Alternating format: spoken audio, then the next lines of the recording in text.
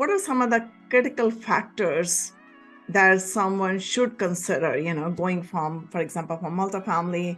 So I wanted to check out triple net now, or maybe add that into my portfolio. What Well, I would you think one say? of the first things you're going to recognize is that just your underwriting is so much simpler because in a triple net property, if it's an absolute triple net property, your lease dictates everything, right? There's no variance. You don't have a variance on rent. You don't have a variance on occupancy for single tenant. It's either all or nothing. And you don't have a variance in terms of expenses. So that's one thing. But I think in terms of other things to keep in mind are just, these factors that we're touching on, rent, sales, rent to sales ratio, very important. Different types of tenants have different rent to sales ratios that I believe are like the threshold for it being a healthy operation.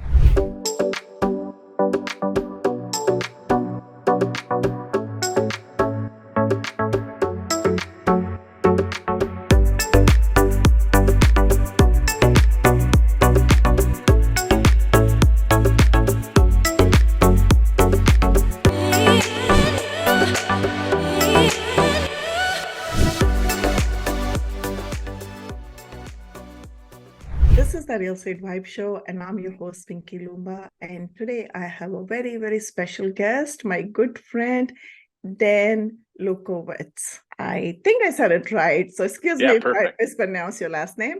Welcome, Dan. Super excited to have you with me today. Yeah, thanks so much. I'm excited as well. Looking forward. Little bit about Dan. Dan is a seasoned real estate expert with a remarkable journey spanning over 15 years in the industry. Starting with his house hacking, he swiftly transitioned into flipping houses around Metro Detroit, eventually founding Renaissance Real Estate Ventures, a company dedicated to single-family residential portfolios in Detroit.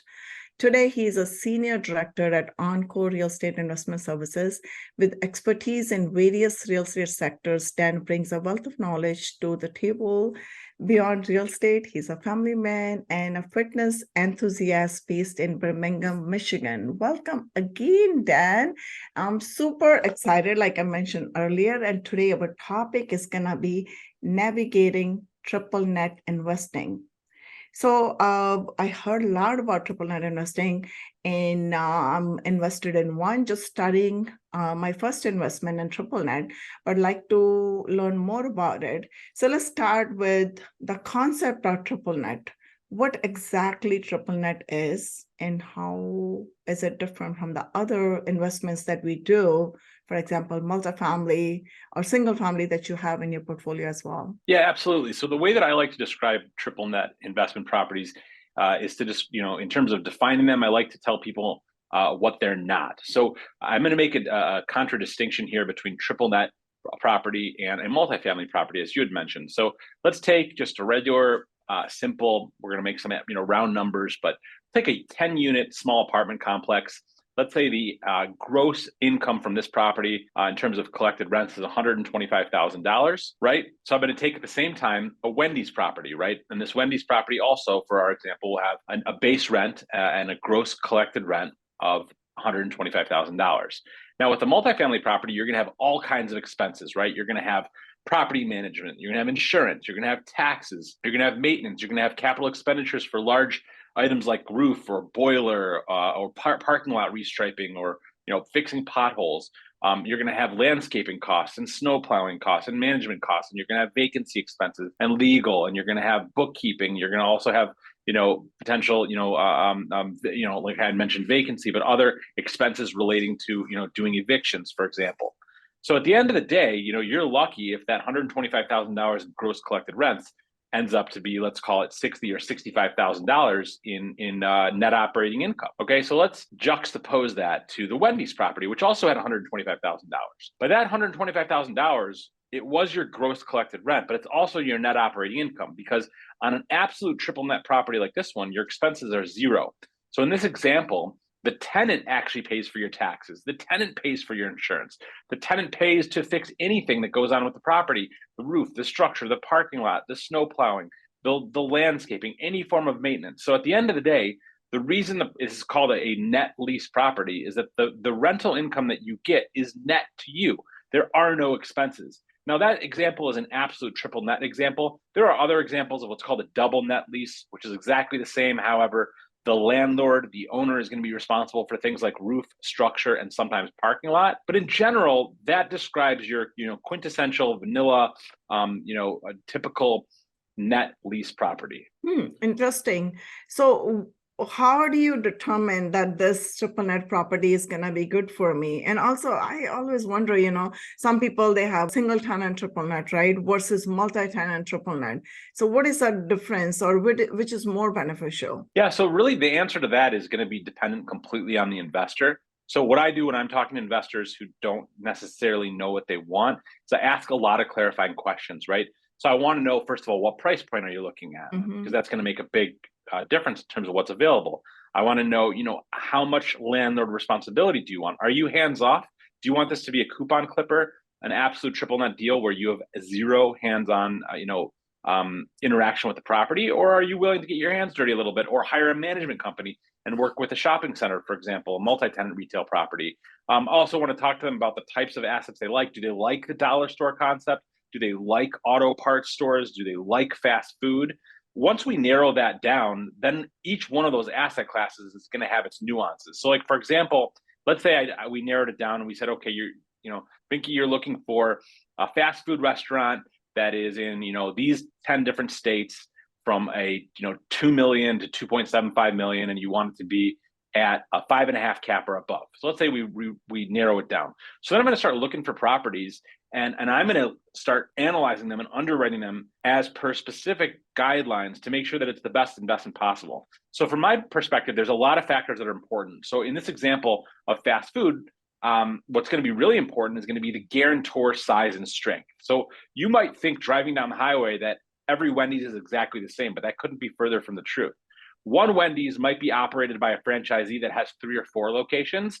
Very weak guarantee, because if something goes wrong at one location, there's a chance that the whole operation could go under.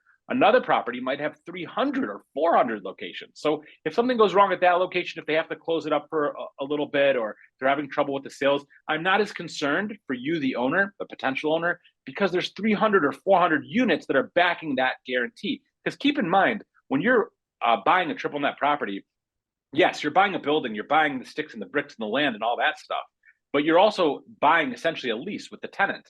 So it's very important that you get into a relationship with a tenant that has as many locations as possible, so that they're giving you as strong of a guarantee on that lease as possible. Because keep in mind, the lease is only as good, right, as the guarantee that is signing on the dotted line. So that's very important. Another factor that's going to be important is going to be sales. Okay, how does this restaurant do? Are they a low performing, quick service restaurant, 1.1, 1.2 million? Are they mid range, 1.4 to 1.7 million? Are they just, hit it out of the park, 2 million and above? Obviously, I want you as my client to get into that deal that has the best sales possible, because that's going to give a larger likelihood that that tenant is going to stay in business. And then, the same thing's going to be true. Like if we look at the opposite end of the spectrum, if we say, okay, nope, Vinki, she still wants to be in the 2 to 2.75 million space, but she's willing to either A, get her hands dirty a little bit, or B, hire a property management company. She's willing to deal with some tenant rollover and lease up and all that, but she wants to get a higher return. So she's looking at, 7.5 to 8.5% return. Well, I'm going to ask similar questions, but kind of different. I'm going to look into the rent roll, the financials of the center. I want to know, again, how strong is each tenant that's in the center, right? How long is their lease? What kind of annual escalations or, periodic escalations are there in the rent? What are the traffic counts like? That's important for all types of property. What are the traffic counts like in front of the property? How's the population density? Is the population increasing, decreasing, or staying the same? So, what's the condition of the roof, the structure, the parking lot? All these things are questions that we have to dive into. So as you can see, there's specific nuances within each facet of the net lease space that are very important to analyze before getting into a property. So you mentioned really a good thing, like looking at the population or the foot traffic, or checking the property itself, the roof or the condition of the property, how much is going to be involvement, how much involvement is going to be needed to bring up to the standard. But beside that, I heard you saying that you have to do a proper due diligence on the tenant as well, because you wanted to get into their book, somehow understand what the business is doing, how much money they are making, or how much NOI they have, or accordingly, because you wanted to make sure that they're able to pay the rent for long term. And by the way, how long these leases are? Like, I think these are long-term leases, right? 10 years, 20 years kind of? Yeah, so typically at the beginning when the lease is cast, they're 15, 20, 25 years, typically most between 15 and 20 years. If you're in the multi-tenant space, like a shopping center, those leases are going to be a lot shorter. Those are going to typically be 3 to 5 years. Sometimes they're going to be even less than 3 years. But with your single tenant net lease, most leases start out at 15 or 20 years. 15 or 20 years, and somebody can come in the middle and take over too.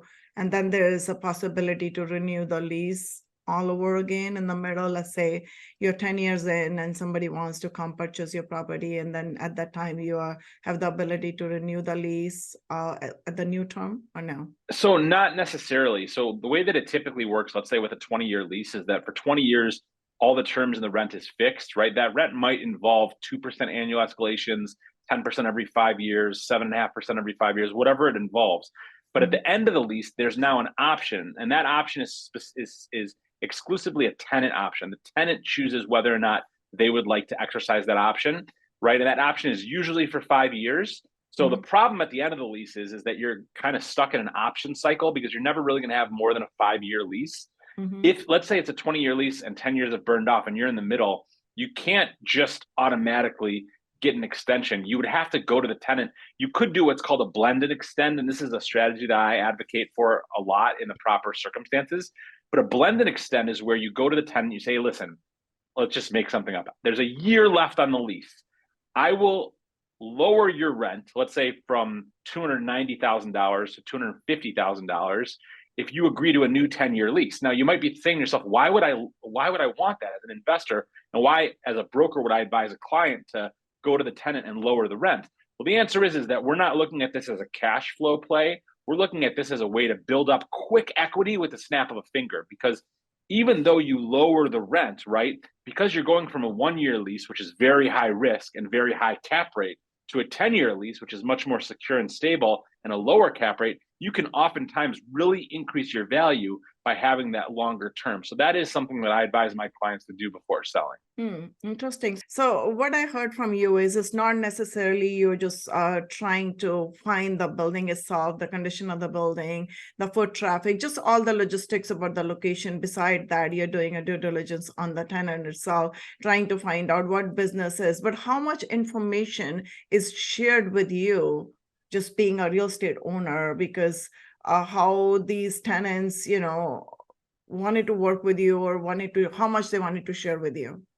Yeah, that's an excellent question. So really it depends on the space. So in the quick service restaurant space, for example, which is one of the spaces that I have an expertise in, it's very common for financial reporting to be mandated in the lease. So at the end of the day, whatever the lease says is what goes. So in a lot of quick service restaurants leases, it says that once a year, the tenant will provide to the owner the sales reports. Sometimes it says entity level financials. You might even get the corporate financials, right, of the parent company, maybe, right? It's not that common, but at the very least, if I'm buying a deal, I want to, and everything all else is equal. One deal, the lease doesn't call for sales reporting, and one deal it does. I want the deal with the sales reporting because I want to know what's going on. Now, that is a double-edged sword, right? Because if I'm the owner of the building and the tenant's not doing well, and I have sales reports and I have an obligation to disclose to a buyer, it could bite you. But in general, it's definitely advisable. Typically you're not going to get more than that unless the lease is written in a manner that says that they have to provide other financial reporting on an annual or otherwise basis. But I advise my clients too, if you're ever in lease negotiations, let's say, it's COVID and a tenant is coming to you saying, I want you to reduce my rent, or I want a couple months rent abatement. Okay. If you're going to say yes to that, don't say yes without making an ask. Okay. So say yes, and then say, hey, by the way, I want to amend the lease to have a clause that says that annually you're going to provide me with sales reporting. Okay, fine. That's no big deal. No skin off my back. Boom. Now you've got a win-win. So the answer to your question is it depends on the property. In some cases, you'll get nothing. And in some cases, you could get quite a bit. But which way is better? I mean, is it good for you to know more versus know less? I think so. Obviously, right? Yeah, I think so. Because at the end of the day, too, keep in mind when you ever go to sell the property, if you're selling a Wendy's that doesn't have sales reporting, it's not going to be as lucrative to a Wendy's that does have sales reporting, where as long as the sales are strong. But people want that because again, like you indicated, that you're going into a long-term relationship. You want to make sure that the other party is going to stick around for a long time. Now, what's also important to keep in mind is that yes, sales are important, but what's also important is that your guarantee is based on the size of the entity. So the LLC or corporation that signs on the dotted line, if they have 3 locations, they could have great sales, but if something happens with that corporation as a whole, if they file bankruptcy, you're left without a tenant. Now, on the other hand, if you've got an entity that's 300 or 400 locations, right, the sales are important at your location, but they're much less important, right? Because you can afford to see the tenant struggling a little bit more at your location, because there's no way they're going to bankrupt a 300 or 400 unit entity just because of your location. So as an example, I mean, I'm bringing a Taco Bell to market that has like a 300 or 400 unit guarantee in the next week or so. That property is going to trade at a premium versus the property that has 3 or 4 units. I mean, you might be 50, 75, 100 basis point different, right? You might have a 5 cap versus a 5.75 or 6 cap just because of the strength of the guarantee. Interesting. So, but when you get in these kind of leases, the triple net you said is you gave us the comparison earlier with the multifamily NOI versus the triple net NOI. So, in the multifamily, we call something is like force appreciation, right? And do you have something like that in the triple net side too, or how do you increase your NOI over the course of time, or it's pretty much stays solid kind of baseline where we started off and with minimal 2%, 3% organic increase? Yeah, so I mean, there's your answer right there in terms of the NOI in most leases. Like there are some leases like pharmacy leases and a lot of dollar store leases that are flat during the term and have bumps only at the options. But most triple net leases have escalations that will allow you over time to collect rent. I mean, keep in mind, let's say a 2 or 3% annual escalation, that's going to compound, just like compounded interest. It's exactly what it is. And over the course of the lease, you're going to have a substantial increase in rent. So that's number one. Number two, one of the quote unquote forced appreciation techniques is, as I mentioned, the blend and extend. You can force appreciation by increasing lease term, right? Because increasing lease term lowers cap rate. Lowering cap rate increases your sale price. So in multifamily, you might have forced appreciation because you're going to do some capex, and then you're going to raise the rents, and now your NOI is higher. Mm-hmm. But at the end of the day, your cap rate is relatively stable, right? You're not taking a 7 cap property and making it a 4 cap property. But in triple net, when you go from a short-term 10, 12-month lease to a 10 or 20-year lease, the cap rate swing is incredible. So you do see a tremendous amount of upside there.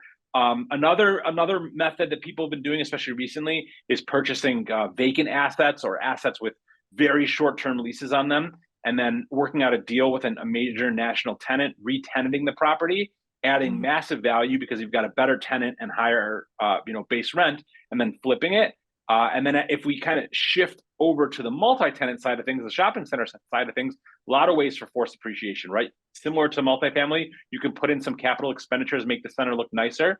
You can, increase the rents. You can decrease the vacancy, and then decrease your expenses. Another thing that I recommend to my clients is to do conversions from what's called a gross modified lease to a triple net lease within the multi-tenant space. So a gross modified lease is going to be like our least favorite type of lease. What that is that's a lease that says that I, the tenant, am paying, for example, $15 a square foot, and that's it. I don't care if you have to plow the snow or fix the roof or manage the property or any of that. It doesn't matter. $15.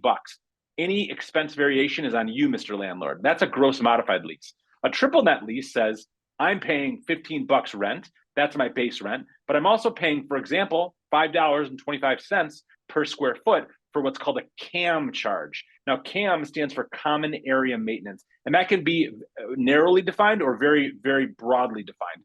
I tell my clients as owners, define that as broadly as possible. Make your CAM applicable to everything: roof, structure, parking lot, management, utilities, water, everything.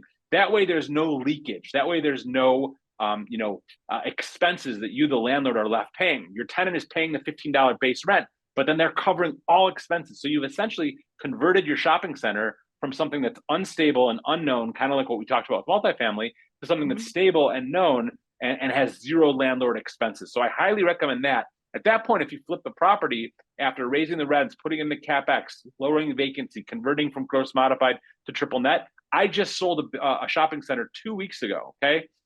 In January, we were going to list it for sale. We had an offer for $1,950,000.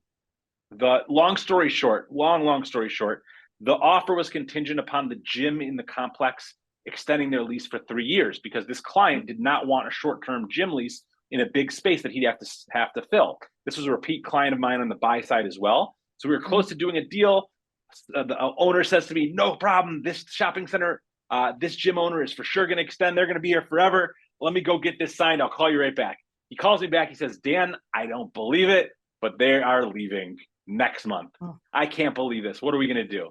So in the meantime, it screwed up the deal, but it was okay because the shopping center owner went to every tenant and he extended the leases that were coming due, and he raised the rents, and he converted anybody who was on a gross modified lease to a triple net lease, and he leased up the space for the gym. And at the end of the day, we sold this property 2 weeks ago for $2,150,000. So this guy's hard work, right, netted him an extra $200,000 in sale price. That's almost 10%, right? It actually is 10% from. And I just so $1,950,000 to $2,150,000. That's over a 10% increase. So that was incredible, and that's a great example of forced appreciation, if you will, from a multi-tenant perspective. Wow, that's a good story. But how much effort is involved going from the gross modified lease to triple net? Because it's it depends. Yeah, because what if the tenant doesn't want to agree? They don't want to have the headache of paying for everything or managing everything. They just wanted to deal with the right. So a lot of times what happens is you've got these gross modified leases, and the center and the area is appreciating. They're building condos and houses and more retail, and rents are going up. And now it's time. So you can really only do this at a lease rollover when it's time for when the lease expires and it's time to renegotiate. You could do it at any point, but you'd have to have the tenant's agreement, and they have no reason to do so if they're in the middle of a lease. But assuming they're at the end of the lease, they're going to look around and say, hey, listen, I could play ball with Mr. or Mrs. Landlord, and I could agree to convert to a triple net lease, or I could go somewhere else, right? Which is going to involve a higher rent, B, it's going to be business interruption, right? C, I'm going to have to do a build out at a new space. I don't know where I'm going to be in the meantime. So a lot of cases, this happens all the time, where it's time for a rollover and the landlord says, hey, listen, we're converting everything to triple net. This is just the way that it is. If you want to stay, great. If you don't, I understand. And in many cases, the tenant will indeed make that change, and it's beneficial for both parties. And I heard that too, that some of the business owners, they own the real estate too, but sometimes they feel like, okay, they just wanted to sell the real estate portion of it and keep the business on their kind of lease back. So what is your thought on that? Is it like usually the businesses are not profitable? They wanted to maybe get rid of the real estate and take that money to expand their business? Or how do you look at that scenario, if you can shed some light on that? Yeah, sure. So a sale leaseback, which essentially what you're describing, where an individual sells real estate and then leases the space back from the new owner, it's very common, and it happens in shopping centers when you have an owner operator as one of the tenants. It also happens in single tenant. I do it all the time with, like, for example, quick service restaurants. So, a lot of times, let's say, for example, I'm just thinking of a specific Wendy's deal I did. This operator had 13 locations. He renovated this one. Sales were, doing great. And he said, you know what? I want to sell this property, but I want to maintain the operation and lease it back. We found a 1031 buyer out of New York, put together a great transaction. We actually set a record in the city of Detroit, highest price per square foot for a quick service restaurant. The reason I bring this up is that this individual did this because it provides him with a variety of benefits. So number one, he could have just gone and refinanced the building, right? Let's say he owned it for cash. He could have gone and refinanced 70, maybe 75%, but those days are relatively gone, right? Of the value, the property could pull it out. With the sale leaseback, you're pulling out 100% of the value of the property. That's one advantage. Number two, when you are now a tenant and you're renting the property, you can actually write off your rental payments as a business expense. So that's another advantage, of a sale leaseback. So, it doesn't necessarily mean that the business is not doing well. In fact, in order for someone who is doing their due diligence to buy a sale leaseback, they're going to want to make sure of a few things. One of them, they want to make sure of the financial feasibility of the tenant, right? Because if that tenant goes bankrupt, you're left with an empty building, which is not a good situation. So that first and foremost is number one. Number two, this is something people often don't pay attention to. But if you think about it, in a sale leaseback, the owner operator is setting his rent, right? He's saying, I'm going to agree to 20 years at $120,000 with 2% annual escalations, and 4 or 5 year options. Well, you want to make sure. So keep in mind, what if he would agree? He said, you know what, I'm going to pay $170,000 in rent. Well, if the cap rate was the same, he's going to have a much larger sale price. He's going to be able to get much more out of the sale, and you're going to spend a lot more with the extra 50 grand in NOI, because that's going to be capped at like a 5 cap. It's a huge difference.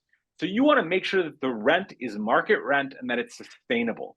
Because what a lot of people did over the years, a lot of brokers went out there and they said, hey, listen, market's hot, sign this lease. I know that anywhere else you would pay $120,000, but just sign for $150. Don't worry, I'm going to get you $900,000 more. You can make up for the rent by the sale price. And these operators did that. And if an operator did that enough, eventually they got into a situation where their rent was so high that it wasn't feasible to continue operating the site.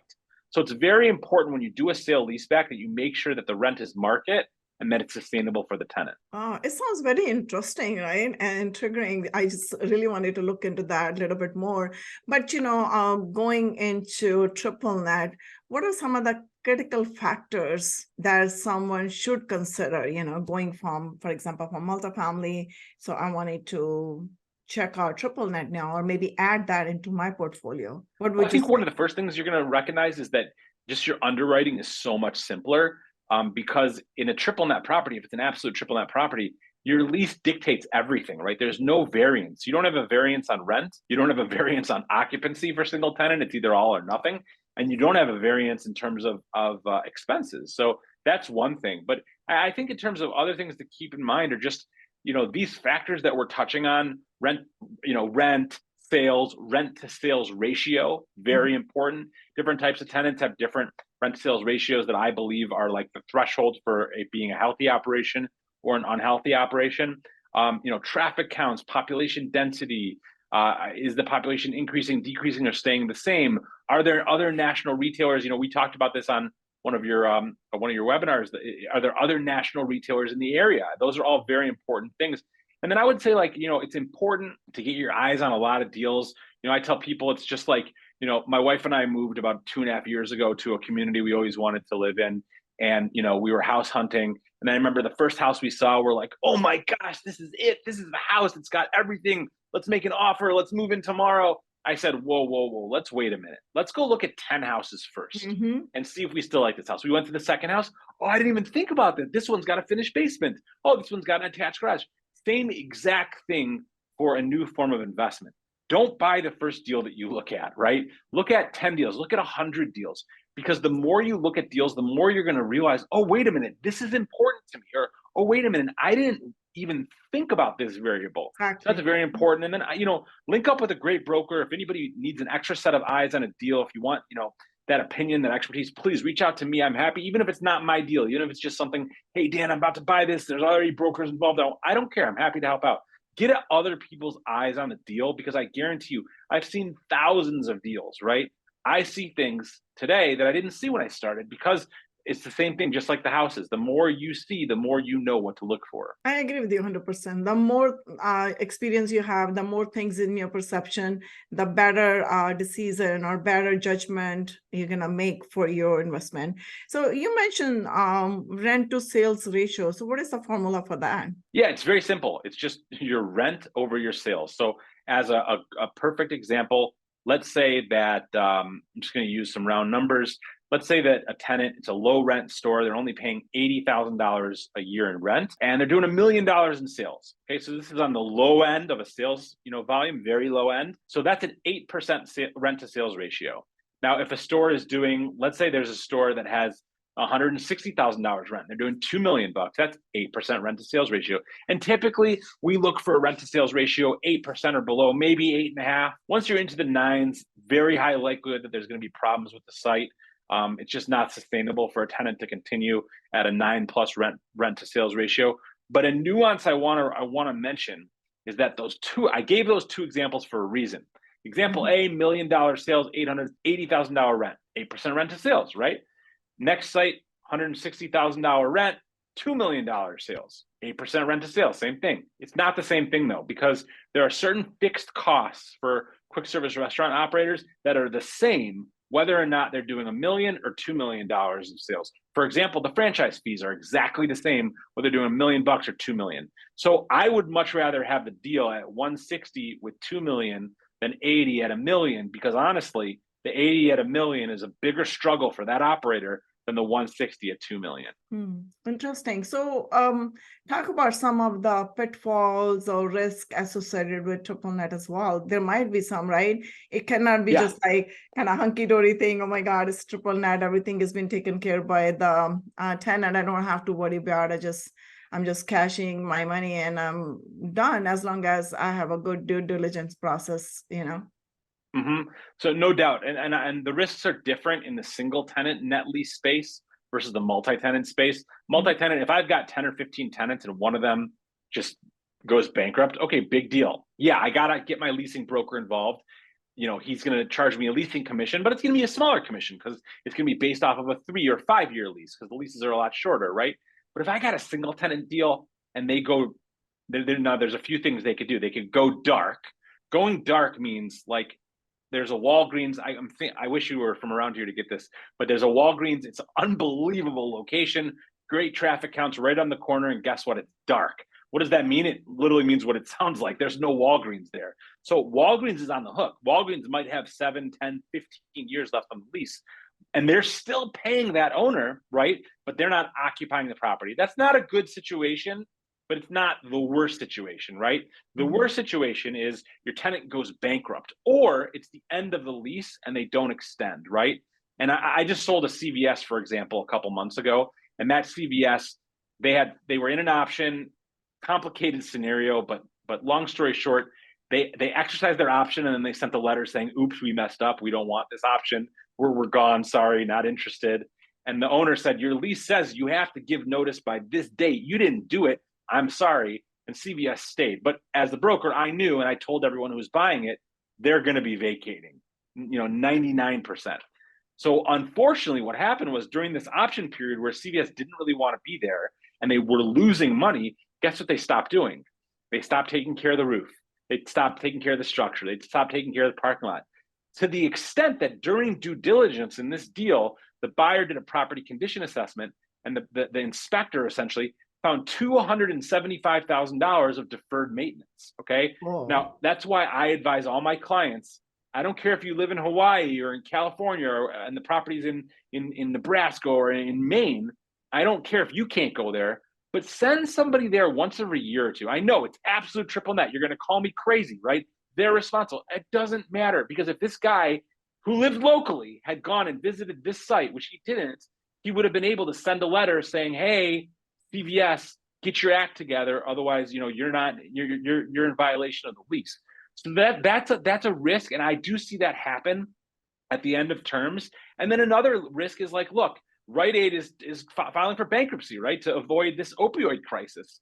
Not the crisis, but to avoid the opioid lawsuits. So at the same time, what are they doing? They're trying to get they're closing 500 stores, and they're getting rent reductions from their owners. So, imagine you own a Rite Aid and Rite Aid says, "We're filing for bankruptcy. I know we have a lease with you, but we could cancel the lease and get it discharged in bankruptcy. You got nothing, or we'll pay you half. What do you want?"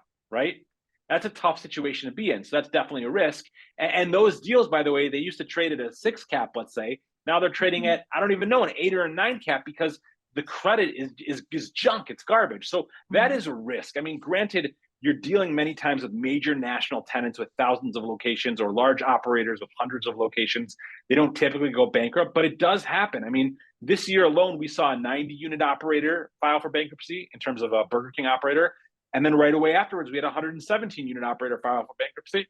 And at the same time, we had a company here in Michigan, UIM, that walked away from 24 leases because they were in franchise disputes with Burger King. So these things do happen. I mean, I'm telling it to you like it is. I'm giving you the full picture so you know. Are they rare? Yes. Exceptionally rare, exceedingly rare. Do they happen? Yes. Should you be aware? Yes. Do you need a good broker to help you navigate all the risks and underwriting and all that stuff? Absolutely. And it could be due to COVID too, because COVID might have changed the landscape for all these businesses, lot less foot traffic, and overall, it might have hurt their NOI as well, big time. So that could be one other reason too. So what is the impact, that you have seen in your experience for the past 2-3 years? Yeah, I mean, first of all, retailers, and I've been writing about this and talking about this for years, but retailers in many different spaces, all the way from the quick service restaurant space to the pharmacy space, have gone to a smaller format. And that's really, in general, been a difficult transition for pharmacies, because your typical Walgreens, CVS, Rite Aid is a hard corner, main on main location, roughly 15,000 square feet. And essentially, in my humble opinion, it's a glorified dollar store, right, with a pharmacy, right? And what we've seen, for example, Walgreens came out with the Cooper concept, which is a 22 to 2,500 square foot a pharmacy. They have a micro pharmacy that's a drive-through pharmacy only. If you look at the QSR space, Taco Bell just announced a new prototype a few weeks ago. They're building in Texas that has no interior dining room, right? A lot of the concepts are getting away with the dining room. They're adding in, 2, 3, 4 lanes for drive-through, and they're doing, a lot of mobile delivery and pickup, kiosks, things like that, making it more, Uber Eats, Grubhub, DoorDash friendly. So, we're watching how digital order taking and ordering in advance and digital points of service. I was at the airport. There were 35 people in the McDonald's. I'm not going to admit that I was one of the meeting, but maybe I was just observing, right? But there were 35 people other than me that were in the McDonald's, and there was one person, at the register in the front, and a few people in the back cooking, and then 7 or 10 kiosks where people were taking orders.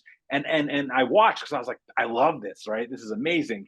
And I saw like the vast majority of people ordered on the kiosk and then just waited for their food. And I think that is coming, whether for better or worse. I mean, I've talked to large franchisees who are clients, and they've told me that they believe that the digitization and the automation of the food service is going to continue to increase, and that will help decrease labor costs, right? Which is good for these franchisees. There'll be less jobs, that's for sure, but that's just kind of the way that technology is moving. So definitely smaller formats, more digitization, and in response to part of your question about COVID, the pharmacy chains that are surviving, the Walgreens and the CVSs, they have in-store services like health hubs and minute clinics to get people into the store, to do things that they can't do online, that they can't do in other places. So I think that that's important. And a lot of these real retailers have realized that, I know me, if I'm going to buy some hair gel, for example, I'm buying it on Amazon because it's going to be here in a day and it's going to be cheaper and I don't have to make a stop after work, right? So all of those services that can't be done online, those are the things that really keep retail strong. And by the way, you got to understand, retail is incredibly strong right now. We are right now at an 18-year low, historic, all-time low of 4.3% vacancy in retail across the country, which is absolutely incredible. Wow, that's good to know. That's I like your confidence there.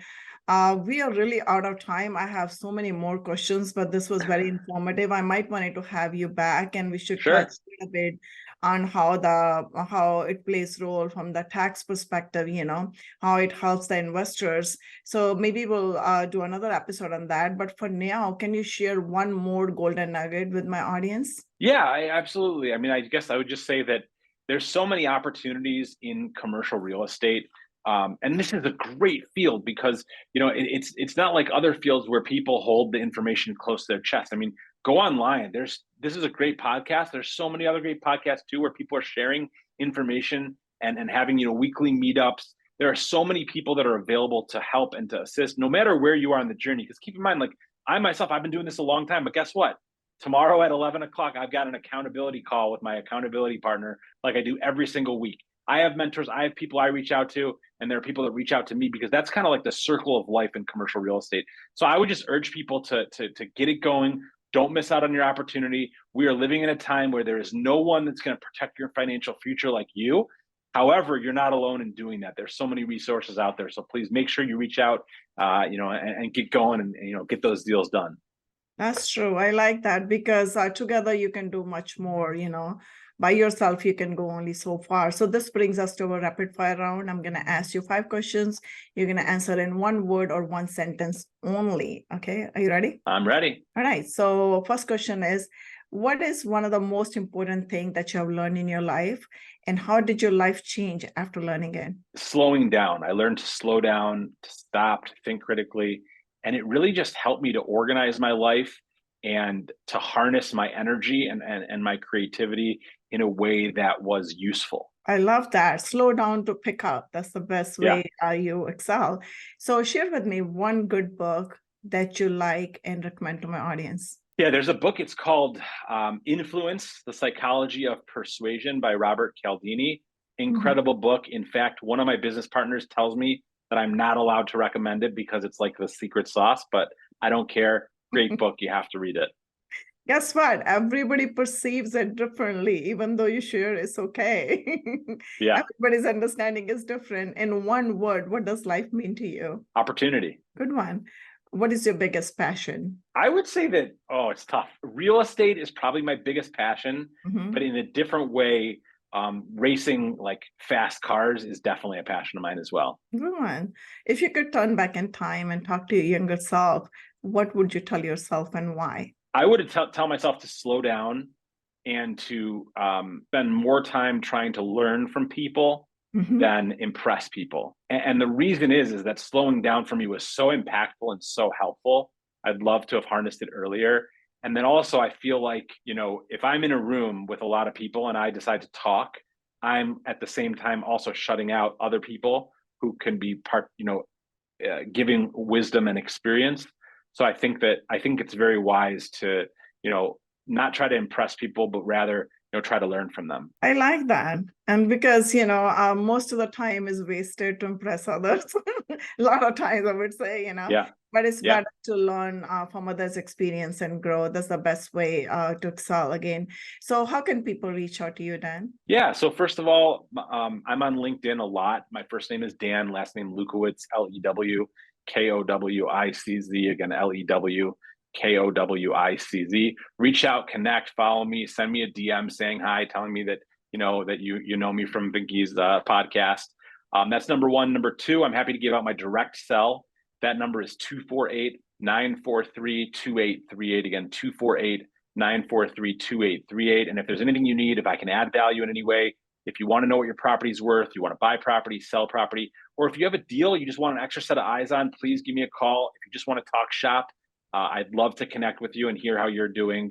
Again, 248-943-2838. Thank you, Dan. I really enjoyed our conversation today. Yeah, thank you so much. It was a pleasure.